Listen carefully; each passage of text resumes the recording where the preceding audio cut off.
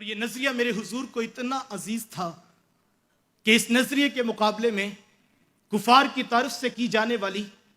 ہمیں ہر پیشکش اور ہر آفر نو کے پائے رسول پہ نظر آتی ہے۔ زمانہ وہ منظر کبھی نہیں بھول سکتا جب دہلیز ابی طالب پر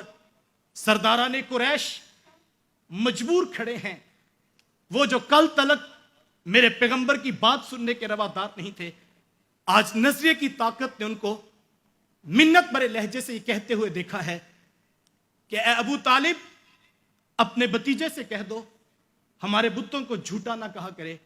اس کے بدلے میں چاہو تو قیادت لے لو، سیادت لے لو، تجارت لے لو، کاروبار میں حصہ لے لو، لیکن ہمارے بتوں کو جھوٹا نہ کہو۔ جواباً میرے حضور کھڑے ہوئے تو قیامت تک کے لیے نظریاتی راہ کے مسافروں کے لیے رستہ متعین کرتے ہوئے تاریخ ساز جملے ارشاد فرماتے ہوئے فرمایا، یا امی لو وضع الشمس فی یمینی والقمر فی یساری علی ان اترک علی هذا الامر حتی یظہرہ اللہ او یہلک فیہ ما ترکت۔ اے میرے چچا جان، اگر یہ لوگ سورج میرے دائیں ہاتھ میں اور چاند میرے بائیں ہاتھ میں بھی رکھ دیں تو میں پھر بھی اپنے نظریے سے پیچھے نہیں ہٹوں گا، یا تو اس دین کو غالب کر دوں گا یا پھر اس راہ میں اپنی جان پیش کر دوں گا۔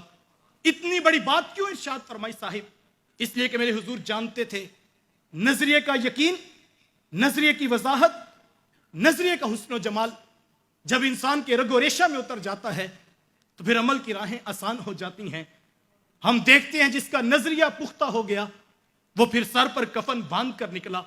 پھر وہ کشتیاں جلا کر نکلا، پھر اس نے پیچھے پلٹ کر نہ دیکھا، پھر اس نے یہ نہ سوچا میں کس قبیلے کا چشم و چراغ ہوں، میرا نسب کتنا اونچا ہے، میرا حسب کتنا عالی ہے، میری پوشاک کتنی قیمتی ہے، تجارت میں میرا ایک نام ہے، عقل و فہم میں میرا ایک مقام ہے۔ ہاں پھر اس نے یہ نہ دیکھا کہ میرے مد مقابل میرا باپ ہے یا کہ میرا سگا بتیجا، پھر وہ بھلے مکے کا دانشور ابو بکر ہو یا خطاب کا جری جواں بیٹا عمر ہو، پھر وہ خوش پوش نوجوان مصعب بن عمیر ہو یا غلام ابن غلام حبش کا بلال ہو، ہاں پھر وہ بھلے مکے کی عظیم ترین رئیسہ حضرت خدیجۃ الکبریٰ ہی کیوں نہ ہو، ہر کوئی ایک ہی نشے میں مست نظر آتا ہے۔ تیرے نام پر مٹے ہیں ہمیں کیا غرض نشان سے،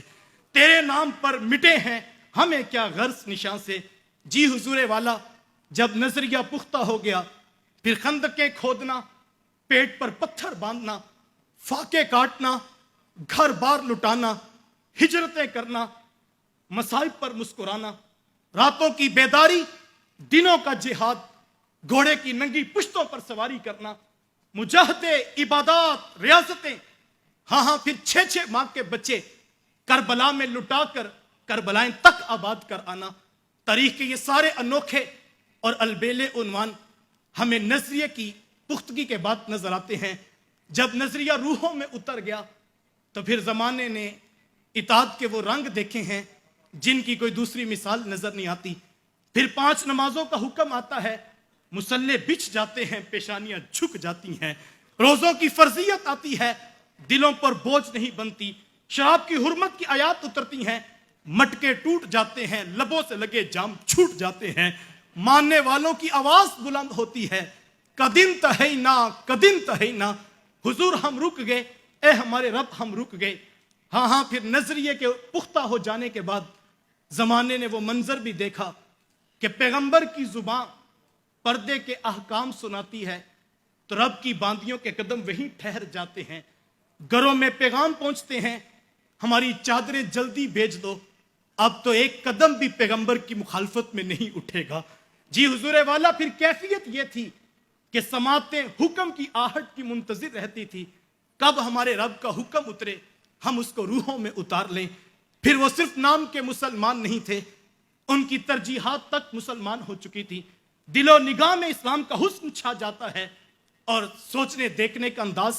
اسلام بن جاتا ہے۔ پھر ان کی ترغیبات، ان کے مفادات، ان کی ترجیحات، ان کی دلچسپیاں، ان کی دوستیاں